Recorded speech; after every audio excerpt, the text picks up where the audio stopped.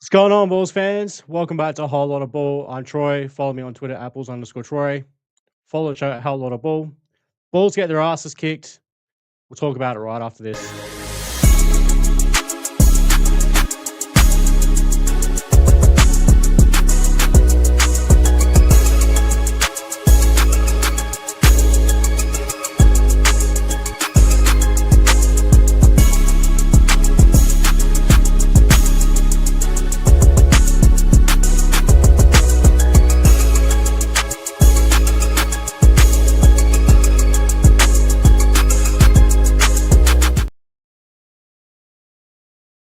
And that was a rough game.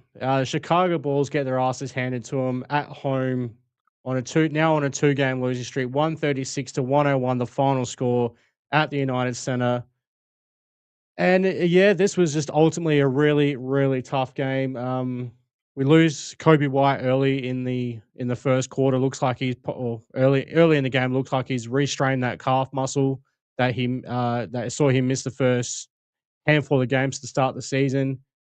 And then yeah, Josh Giddey on the first play of the second half, he goes down with a hamstring injury. Now, as us Aussies knows, especially when it comes to Australian rules football, we've got a general idea of the timeline on those kind of injuries. So, depending on the severity of it, maybe you might be looking at 3 to 4 weeks for Josh Giddey being out with that hammy.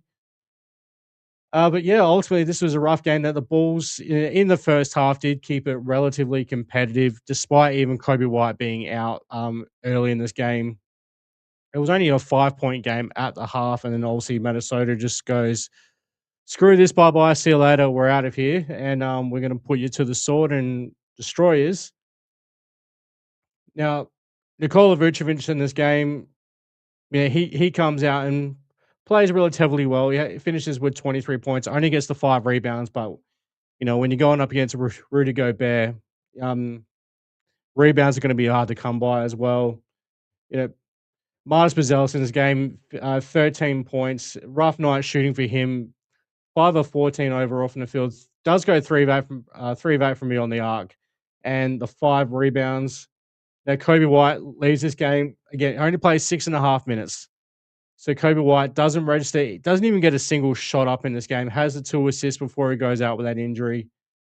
Josh Giddey, man, he was struggling from the field yet again. I mean, today he only had the 1 turnover in his just under 18 minutes of play. But he finishes with 11 points, a 3-10 from the field, 1 of 4 from me on the arc. Hits all 4 free throws, 4 rebounds, 3 assists before he goes down with that hamstring injury. So not good there for Josh. Hopefully, both Josh and Kobe, hopefully these are not serious injuries and they can return sooner rather than later. We also know that Zach Collins coming into this game, he was already out. He's got a sprained big toe, and I think it's his right foot. So he's going to miss the remainder of this week as well himself. So one thing that we've known about this Bulls team is that because we don't have that superstar, this team relies very heavily on its depth, and now the depth is going to get pushed to its limits once again. Probably even worse this time. Now, obviously, we're losing our backup center in Zach Collins, but now we're down our starting backcourt with Josh Giddey and Kobe White. So let's see what happens going forward with this one. I mean, Patrick Williams comes to this game. Now, he's been getting less than 10 minutes a game. He even had a DMP at one point. He plays just under 20 minutes a game. Now, the one thing I said, now shout out to Luke in the Bulls Discord, in the Bulls HQ Discord. One thing I wanted from Patrick Williams in this game, knowing that Zach Collins was going to be out and obviously Patrick's going to get, I just want to know he's on the fucking floor. Okay, today he made it. Yeah, he was on the floor, which was good to see. But overall, still didn't really have that much of an impact in this game. Um, and that's and again, as I said, I don't need him to put up stats. It's not about the numbers that Patrick Williams puts up for me. It's about the impact he has on this game. Now, early when he first got on the floor, he came out and it's like, okay, Pat, you've taken getting your minutes reduced personally, which is good to see. Now it looks like he's going to come out with some fire and prove that, hey, I belong on the court. Three back from the field, 1 of 3 from beyond the arc, three rebounds, 2 assists. Yeah, just a typical, honestly, just a typical Patrick Williams game. Nothing special there. Isaac Okoro doesn't trouble the stat keepers much. 4 points. Not much else to add really there for Isaac Okoro. Overall, like it was just a poor effort overall from the Bulls in the second half. It was a complete utter disaster. Um, Now Anthony Edwards early in this game, he wasn't doing much. He was letting the game come to him. But he finishes with 23 points, 9 of 13 from the field. Julius Randle goes for 28 points. Naz Reid, 33 off the bench. He was absolute, just getting anything he wanted from wherever he wanted. 11 of 18 from the field, 6 of 10 from. And some of y'all in the comments, man, already like you guys must be bots because wow. Um, Rudy Gobert having his presence, 4 blocks in this game, 10 boards, only gets the 9 points. But yeah, this overall, honestly, I'm not that overly concerned about the game itself. I'm more worried about now the injuries are going to start coming for the Bulls.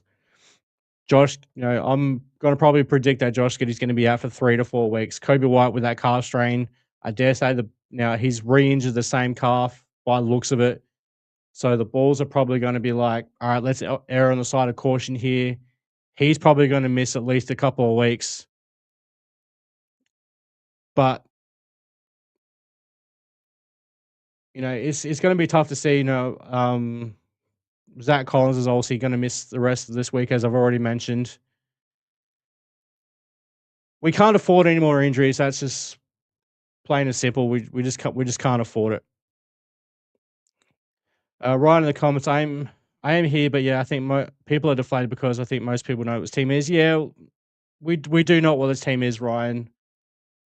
And but the problem is though, at least it just in my opinion, when this team is healthy, it's a lot different to when they're not healthy. Like we've seen this team when they're healthy, that we just saw that 5-game winning streak. We started the season 5-1, 6-1, whatever it was. Injuries hit, and then everything falls apart because we just don't have that superstar player. So yes, does that mean we're a middle of the pack team? Yeah, probably, but I see your point. I can't argue against it. Um, Really, there's not much more, not much left to say. Lev P, you leave the Diddy comments alone, brother. Like, what the fuck is that shit? None of that Diddy shit in here. Trey Jones, he's one of those guys. He's probably going to get more minutes now that with Josh Giddey and Coby White being out. Obviously, I'd assume is going to see an uptick in his minutes. We're definitely going to see Dalen Terry and Julian Phillips get minutes. I'm sure there's a certain Bulls fan out there who's just absolutely gone overly excited that Julian Phillips is going to get some minutes. I'm sorry, I just don't think, even with all the injuries, he's probably one of those players to me. I'd still leave him at the end of the bench. Javon Carter, he's definitely going to get some minutes now with Josh and Kobe out. Dalen Terry, hey, I just need Dalen Terry to come in. Like, as we said on Bulls Without Borders the other day, Dalen Terry's just one of those players I need to come in and be the Tassie Devil. Just come in and fuck shit up. And fuck shit up in a good way. But yeah, this is a this is a really, really tough loss for the Chicago Bulls. Like, coming off that loss the other day. And now who do we got coming up? Let's bring up the upcoming schedule for the Chicago Bulls. So on New Year's Eve, it's going to be New Year's Day for me here down in Australia. So happy New Year's to everyone. We do host the New Orleans Pelicans. Uh, s- so that's going to be another tough game, especially now that the injuries are starting to rack up. Then we're going to have the Orlando Magic and the Charlotte Hornets to round out this home stand for the Bulls. I think as they go into January 5th, which to my understanding is actually going. That's if I remember rightly, that's Derrick Rose retirement jersey retirement night. Actually, is that the game? Is that a home game against the Celtics? I don't even know. But I do know that it is a home game against the Celtics, which we do have the Derrick Rose. No, that game coming up is in Boston. Let's have a quick look here. When do we play Celtics? Okay, I must be mistaken on who we're playing when it's Derrick Rose jersey retirement night, because I thought it was the Boston Celtics, but that game's in Boston, and we don't play Boston. Oh, maybe it's January 24th when we host the Celtics in that game. But yeah, tough stretch coming up for the Bulls. They do need to get again, like I said before. I just hope these injuries aren't too serious. So this is going to be something that they bounce back quickly from, and yeah, we'll see what happens going forward. But hey, the Bulls take another L, drop to is it 15 and 17 now on the season, 2 games below 500, and you can bet your ass that the pro tankers are going to be coming out saying, "Look, see, it's time to tank." Well, the Bulls are probably going to lose game just by the nature of having important key players out of the lineup with due to injuries. That's just the nature of what's going to happen going forward for the Chicago Bulls. But hey, we'll see what happens coming up. All right, well, not much more to say, to be honest. I know I went live in this and to see what would happen with it. Try and have a little bit of fun. But hey, that's gonna do it for me today. So don't forget you guys can follow me on Twitter at balls_Troy. Follow the show at Whole Lotta Bull.